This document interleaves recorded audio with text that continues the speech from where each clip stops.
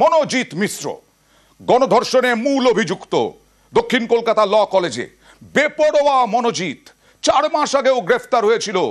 আর কি কি কাণ্ড রয়েছে, কতটা কীর্তিমান এই মনোজিৎ মিশ্র ধৃত মূল অভিযুক্ত। এই মূল অভিযুক্ত মনোজিৎ মিশ্র 2022 সালে সমস্ত পদ থেকে তাকে অপসারিত করা হয়েছিল, তারপরেও দাদাগিরি অব্যাহত ছিল। সরাসরি চলে যাব প্রতিনিধি সোমরাজের কাছে। সোমরাজ, বেপরোয়া মনোজিৎ কতটা বেপরোয়া ছিল, কি জানা যাচ্ছে?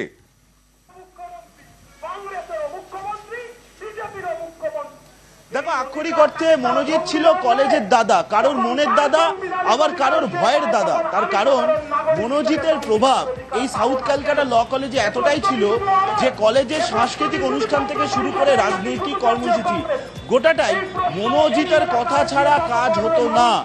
কলেজেরই এক পড়ুয়া তিনিও বলছেন যে মনোজিৎ অনেকের কাছেই ছিল খুব প্রিয়। তার কারণ ছাত্রছাত্রীরা যেটাই বলতেন মনোজিৎ সেটাই করে দিতেন।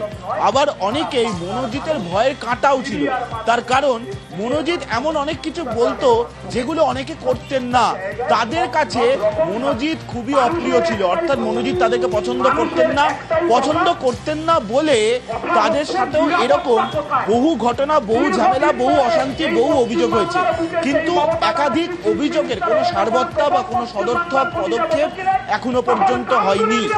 মনোজিৎকে এরকম অনেকেই আছেন কলেজে যারা দীর্ঘদিন ধরে চেনেন, তারা অবশ্য মুখ খুলতে নারাজ। তারা বলছেন যে মনোজিৎ এতটাই প্রভাবশালী যে কলেজের সিসিটিভি যে যেটা কন্ট্রোল, সেই কন্ট্রোলের কিছুটা দায়িত্ব তার হাতেও থাকতো, সিসিটিভির কন্ট্রোল। ফলে তুমি বুঝতেই পারছো যে মনোজিতের কতটা প্রভাব এই সাউথ কলকাতা ল কলেজে ছিল। কিছুক্ষণ আগে একজন অধ্যাপকের সঙ্গে আমার কথা হচ্ছিল, তিনি অবশ্য তার নাম বা তার পরিচয় কোনো কিছুই বলতে নারাজ। তিনি বলছেন যে মনোজিতের এতটাই প্রভাব যে সিসিটিভি কন্ট্রোলিং অথরিটিও পর্যন্ত তার কাছে ছিল, যেটা কলেজের প্রিন্সিপালের অফিসে রয়েছে। অর্থাৎ এই যে সিসিটিভি যার মাধ্যমে কলকাতা পুলিশ তদন্ত করছে, এই সিসিটিভির যে যাবতীয় ফুটেজ প্রিন্সিপালের অফিসে সার্ভার রুমে রয়েছে এবং এই সিসিটিভির কিছুটা কন্ট্রোল তার হাতেও থাকতো।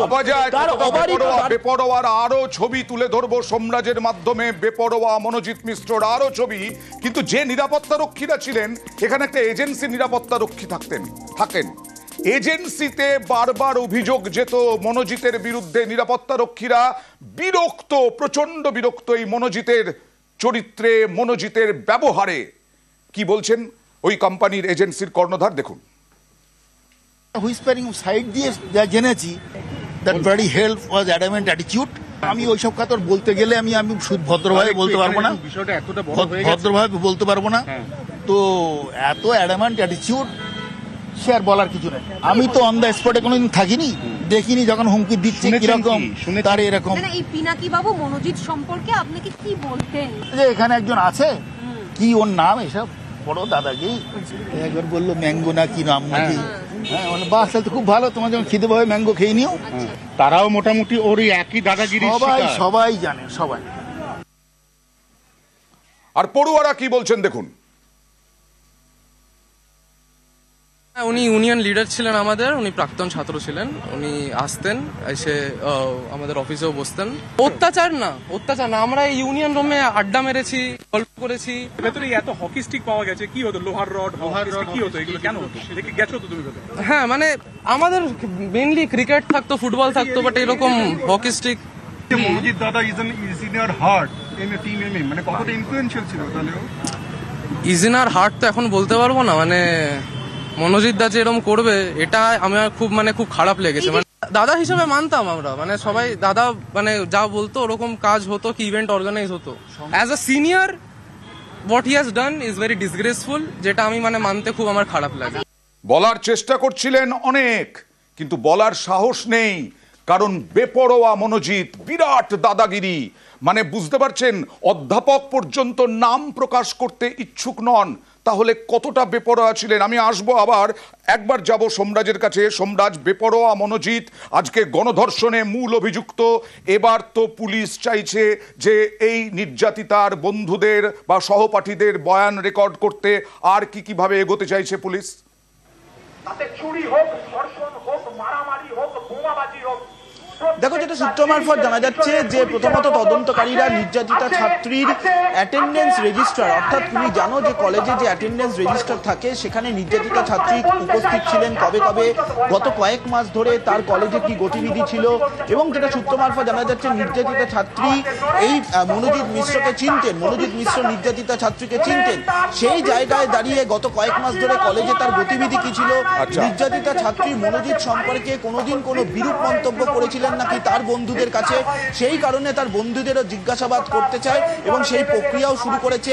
আজকে শনিবার কলেজ বন্ধ রয়েছে, শনিবার করে সাউথ ক্যালকাটা ল কলেজ বন্ধই থাকে, সোমবার কলেজ খোলার কথা রয়েছে এবং সোমবার কলেজ খুললে সেই বন্ধুদের চিহ্নিত করা হবে এবং কলেজ কর্তৃপক্ষকেও কিছুটা দায়িত্ব দেওয়া হয়েছে গতকালই কলকাতা পুলিশের উচ্চপদস্থ আধিকারিকদের তরফে, যাতে তার বন্ধুদের সঙ্গে কলেজ কর্তৃপক্ষ কথা বলে প্রয়োজনে এবং বোঝার চেষ্টা করে যে নির্যাতিতা ছাত্রীর গত কয়েক মাসের গতিবিধি কলেজে কি ছিল। মনোজিৎ আগে থেকেই এই নির্যাতিতা ছাত্রীকে চিনতেন নাকি, বা মনোজিৎ এবং নির্যাতিতা ছাত্রীর মধ্যে গত কয়েক মাস ধরে কোনো আলাপ আলোচনা হয়েছিল নাকি, কোনো কথাবার্তা হয়েছিল নাকি, কি ধরনের গতিবিধি ছিল কলেজের মধ্যে। কেউ কথা বলতে সাহস পাচ্ছেন না মনোজিৎ সম্বন্ধে। গ্রেফতার হয়ে গেছে মনোজিৎ, কিন্তু তাও মনোজিৎ সম্বন্ধে কথা বলতে বাধছে। কে এই মনোজিৎ? 2012-এ প্রথমবার ল কলেজে অ্যাডমিশন নেয় মনোজিৎ মিশ্র। এত বড় দাদাগিরি তার। 2012-এ অ্যাডমিশন নেয়, তারপরে ভর্তি হয়েই একের পর এক অশান্তিতে জড়ায়, বহু অশান্তি, মারামারির ঘটনায় কলেজ যাওয়া বন্ধ করে, কারণ নাম কাটা যায়। কথা বলবো প্রতিনিধি আবিরের সঙ্গে। আরো দেখুন, আরো শুনুন কতটা বেপরোয়া মনোজিৎ। আবির, দেখো, বেপরোয়া তো ছিলই, ডাকাবুকো হিসেবে নিজেকে কলেজে পরিচয় দিত, একটা টিম তৈরি করেছিল যে টিমকে বিভিন্ন জায়গায় টিম ম্যাঙ্গো বলে সবাইকে বলে বেড়াতো, এবং বিভিন্ন জন কোনো কারণে তার প্রতিবাদ করলেই সে উল্টে ধমক দিত যে সে নাকি অশোক দেবের লোক, যদি অশোক দেব গোটা তার সঙ্গে সম্পর্কের গোটা বিষয়টিকে অস্বীকার করেছেন। এর পাশাপাশি কলেজে একাধিক মারামারির ঘটনা, হুমকি দেওয়ার ঘটনা, নিজের ইচ্ছা মতো সিদ্ধান্ত নেওয়ার ঘটনা, সমস্ত কিছুই সে করতো। কয়েকজন কোনো কিছু বলার চেষ্টা করলে সে উল্লেখ করতো যে তাকে সবাই চেনে এবং সে দলের যে কর্মী, দলের নেতারা তাকে চেনে এবং সে যেটা মনে করছে সেটাই অত্যন্ত ঠিক। 2017-র পরবর্তী সময় এটি যখন অত্যন্ত বৃদ্ধি পেতে থাকে, একবার মারামারির ঘটনা নিয়ে অভিযোগও হয়, তারপর থেকে তাকে কিছুটা হলো তার সঙ্গে দূরত্ব বাড়ায় হচ্ছে তার দল, তার যে পদ ছিল সেখান থেকে সরিয়ে দেওয়া হয়, কিন্তু তারপরে তার আচরণে কোনো প্রকার বদল হয়নি। সে মনে করতে শুরু করে সেই শেষ কথা এবং সেই কলেজের ইউনিয়ন চালাবে এবং তার ভিত্তিতে একটা নিজের মতো করে দল তৈরি করে গোটা বিষয়টিকে পরিচালনা করত। ভাবা যায় সে ভাবতো সেই শেষ কথা। এত বড় ঔদ্ধত্য, ভর্তি হয়ে একের পর এক অশান্তিতে জড়ায়, তারপরে যখন আবার ভর্তি হয় তখন প্রশ্ন ওঠে কিভাবে ভর্তি হলো, রিঅ্যাডমিশন পরীক্ষা না দিয়ে, এরকমটাও অভিযোগ উঠেছে। মনোজিতের নাম কাটা যায় মারামারির জন্য, তারপরেও ভর্তি ল কলেজে 2017-এ। আর এই যে আবির বলছিলেন অশোক দেবের লোক বলে, ঘনিষ্ঠ বলে অনেকে বলছেন, অশোক দেব কি বলছেন একবার দেখাবো। আমি তার নিন্দা করি এবং আমি কলেজ যারা ভাইস প্রিন্সিপাল, যারা টিচার আছে, যারা নন টিচিং স্টাফ আছে, তাদের সাথে কথা বলবো, আমার জিবি মেম্বারের সাথে কথা বলবো এবং যাতে এটা শর্ট আউট করা যায় এবং আসল খুন যে দোষী তাকে মানে কি কড়া শাস্তি দেওয়া হয়, সেই একটা ব্যবস্থা নিতে হবে। আমি আশা করব যে অন্তপক্ষে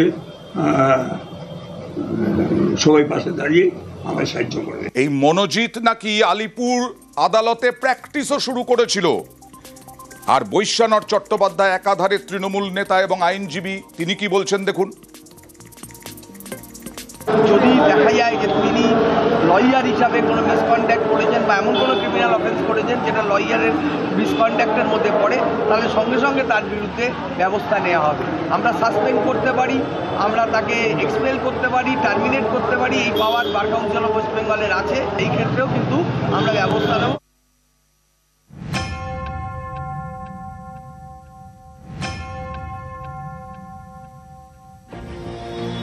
দক্ষিণ কলকাতার ল কলেজ, এই কলেজের মধ্যে ফার্স্ট ইয়ারের ছাত্রীকে গণধর্ষণের অভিযোগ।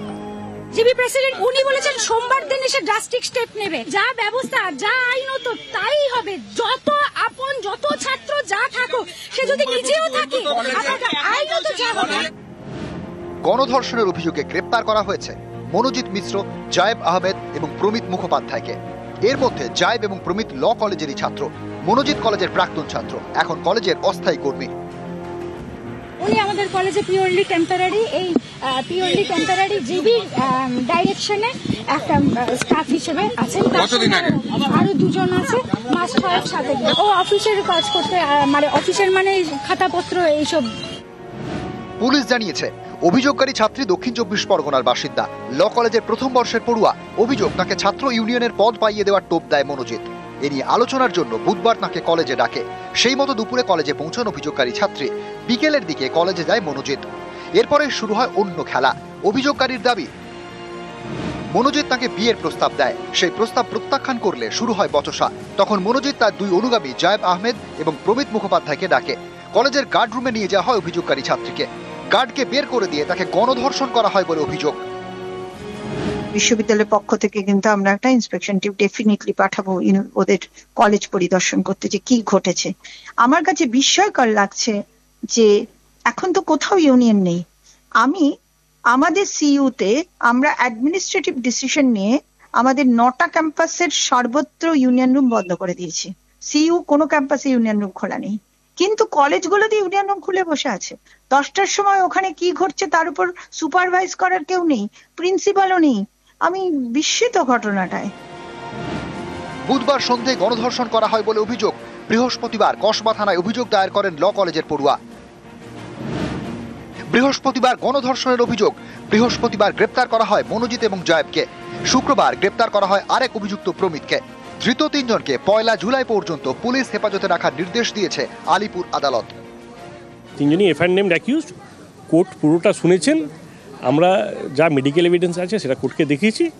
লার্নেড কোর্ট 1 জুলাই অবধি পুলিশ কাস্টাডি গ্রাউন্ড করেছেন। যেরকমভাবে প্রচার করা হচ্ছে ওরকম কোনো ঘটনা নয়। কলেজে ছাত্র রাজনীতিকে ইস্যু খাড়া করে একটা অ্যালিগেশন দিয়েছে, সেটা সাহেব বিচার করে মঙ্গলবার পর্যন্ত পিসি দিয়েছে। না সিজ ফিস কিছু করা হয়নি। সিজগুলো সব এখন নিয়ে যাবে, নিয়ে গিয়ে তদন্ত করবে। তদন্ত করে ফার্দার যেগুলো ডেভেলপ হওয়ার হবে। গত বছরের অগাস্টে আরজিকর মেডিকেল কলেজে ধর্ষণ করে খুন করা হয় ডাক্তারি পড়ুয়াকে। এ নিয়ে চারিদিকে ঝড় ওঠে। এবার দক্ষিণ কলকাতার ল কলেজের মধ্যে ছাত্রীকে গণধর্ষণের অভিযোগ। এ নিয়েও জোর শোরগোল। নিউজ 18 বাংলা।